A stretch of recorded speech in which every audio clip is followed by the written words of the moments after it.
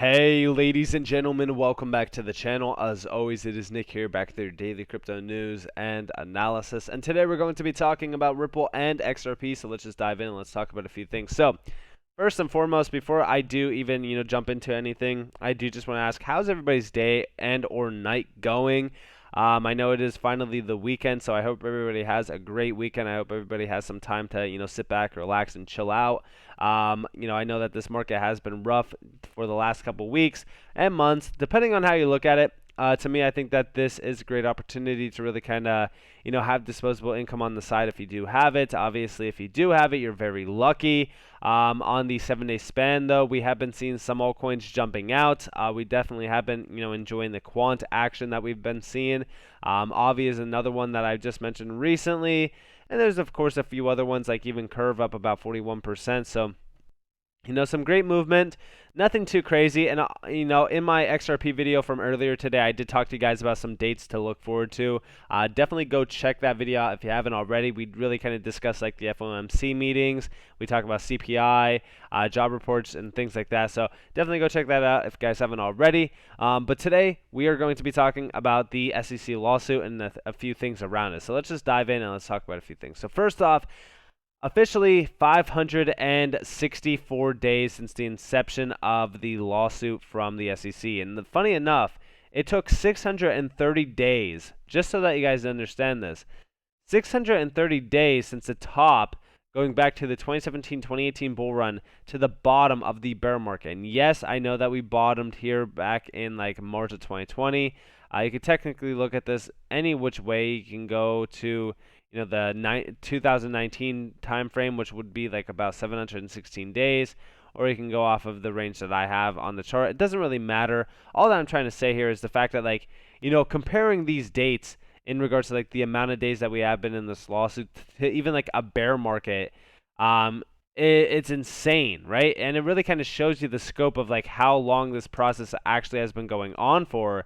And if you are still here, if you are still, a holder of XRP, I really got to say, like, you deserve a round of applause because it does take a ton of conviction. And also, you really need to understand why you are holding XRP to actually hold through things like this, because there's been ups and downs. There's been some rough times, going back to like even 2021, for an example.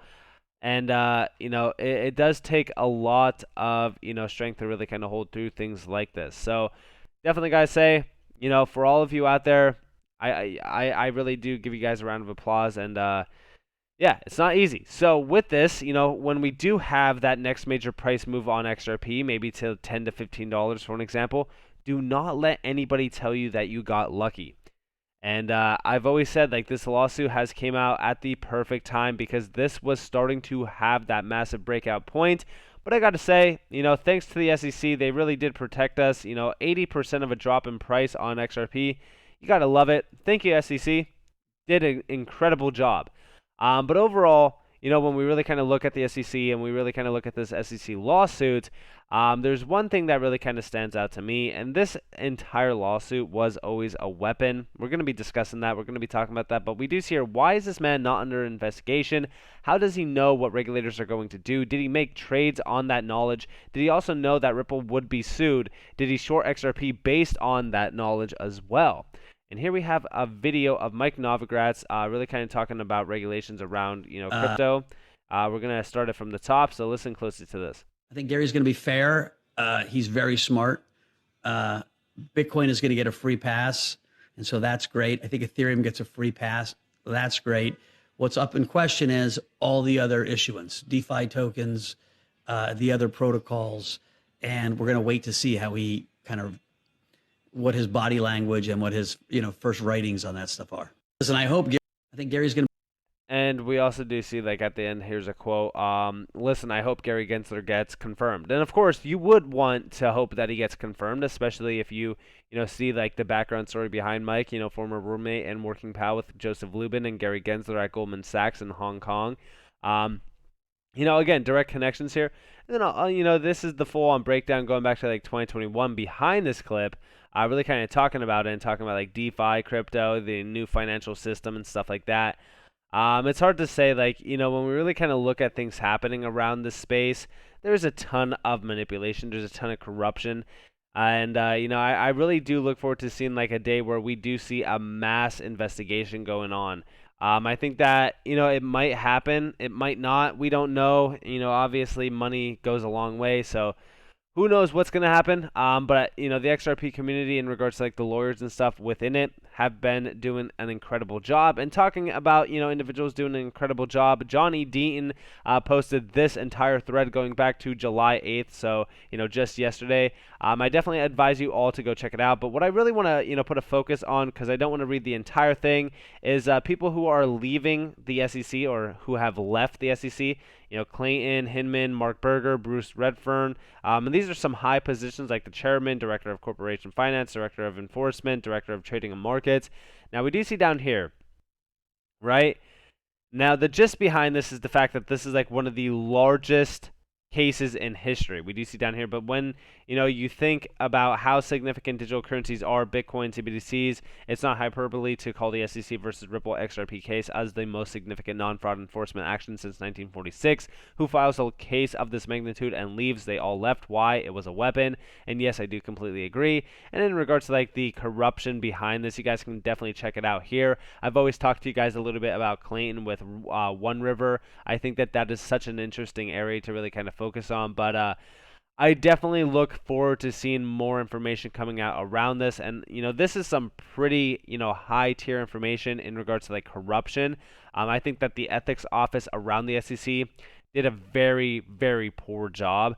But let me know what you guys think about that down in the comments below. Now, also, we do see over here, don't believe me when I say it, but you may want to believe it when he says it. Bitcoin is centralized and controlled by a small group of whales. They liquidate you at any time. Don't believe it. It's still true. Listen closely to this. And, so you have on-chain, and on-chain always looks bullish. It always looks good. And, you've got all these indicators, but you got to remember that's lagging, and it's also manipulated because the whales know that you're watching on-chain, and people will say, oh, all these coins are moving off exchanges. That's because people don't trust the exchanges. So if I'm going to buy $100 million worth of Bitcoin, I'm going to pull it off the exchange. Even if I'm going to sell it 2 days later, I'm still going to pull it off the exchange. So when you see those moves into cold storage, it doesn't mean that they're holding forever.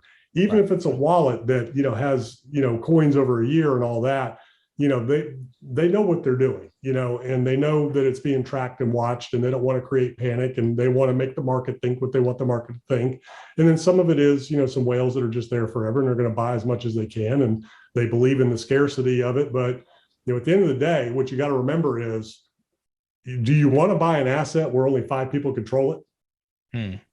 You really don't want that. You want a little bit more of a distribution there and decentralization, and smart money knows that. They're not going to be in an asset that only a handful of people control, because, they could liquidate you at any time.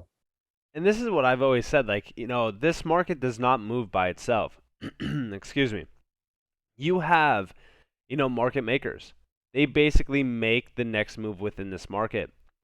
These are whales. They manipulate the entire market, specifically Bitcoin and Ethereum. Remember, right? Like when we go over to coin market cap and we really kind of look at the dominance around this, it's insane when you actually look at it that it's over, 50% of the overall market dominance around crypto that, basically are held within Bitcoin and Ethereum. Like, Bitcoin makes up 43%. Okay? And, again, this is 58% market dominance overall combining the two. So to think that two of the most crucial assets within crypto that are making up such a large percentage of this entire market dominance are some of the most centralized assets in the space, it's kind of scary. But you could definitely see why these two would get a free pass, if you will, and why Bitcoin initially got a full-on free pass. You could definitely see why. To me, I think manipulation goes a long way within like the top elites around Bitcoin. And I've always said this. And I do completely agree. I think that Bitcoin and Ethereum are probably some of the most, controlled, centralized assets since the beginning of crypto. And we also go over here. So we can only hope that the SEC versus Ripple judge will rule in favor of Ripple for the SEC to cough up those Hinman emails. It's time to put this dumpster fire out. And we do see down here July 6th. Remember, it's his personal opinion, but it's also guidance, and it's not the views of the SEC. It's just a framework the SEC staff uses to determine if something is a security, which happens to be Hinman's own personal opinion. Yeah, it's honestly It's ridiculous if you think about it, and it's outrageous. But listen closely to this. On the guidance front, the Division of Corporation Finance has been heavily involved for some time. Some of the initial, more formal guidance in this area was provided in a joint statement that we and our colleagues in the Division of Enforcement put out in conjunction with the July 2017 Dow Report of Investigation. Since then, we have been providing further guidance through speeches, statements, most recently working with the FinHub to publish the framework for investment contract analysis of digital assets that Val has mentioned. That really is the framework that we use to analyze whether we think an asset may fall within the securities laws, and we shared it to help move that analysis forward.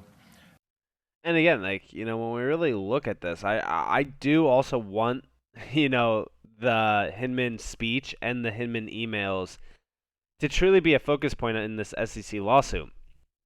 And you could argue, like, fair notice defense also is a crucial area for Ripple to play. Like, when we look at Ripple and when we look at the cards that, like, they have been dealt, Ripple is winning. I mean, like, their cards are stacked. The SEC basically has nothing. And I do think that at some point in time, the SEC will fold. I've always said it, like, since day one, this lawsuit has been built upon, corruption and lies.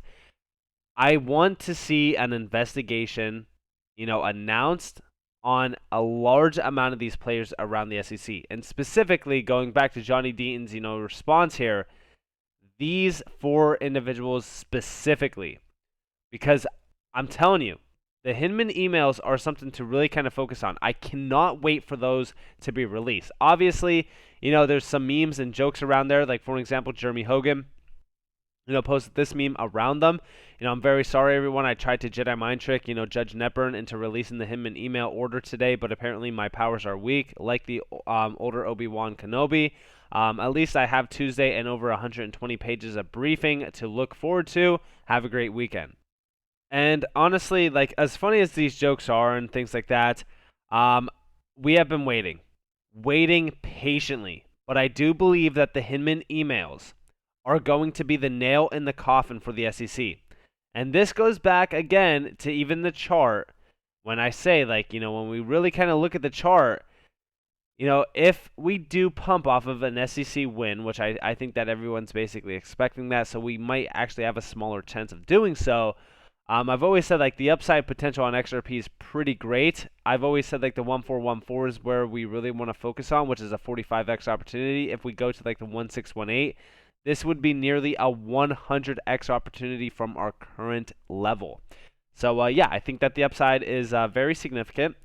But we still need to have, Judge Netburn basically play into this and, order the Hinman emails to be, again, released. This is a focus point that I do believe that every XRP holder should be focusing on, and I do think that this is a crucial area to also, address, not only from, like, an XRP holder's, side, but also just, like, from Ripple's side too. Like, they should be focusing on the Hinman email area as well, which I'm sure that they have been. But there's just so much around Ripple's side that could promote a win or a settlement on Ripple's side. Specifically around, like, the fair notice defense, the Hinman emails, the Hinman speech, and even, like, the corruption around, like, ETHgate, for an example. So I'm very excited for the future of this. I think that this is most likely going to get delayed. We're probably going to see this get pushed back as the typical thing that we do see around this case. But it definitely is something ridiculous when you look at, like, the 564 days that we have been in, this litigation process for. It's insane. So with that being said, I hope that you guys enjoyed this. If you guys did, definitely leave a like, subscribe, turn notifications on if you guys want more free content. If you guys want to follow me on Twitter and join the free Discord down in the description below. As always, up to you all. Have a beautiful day or beautiful night wherever you guys are on this beautiful world. It's been Nick. Peace out, guys.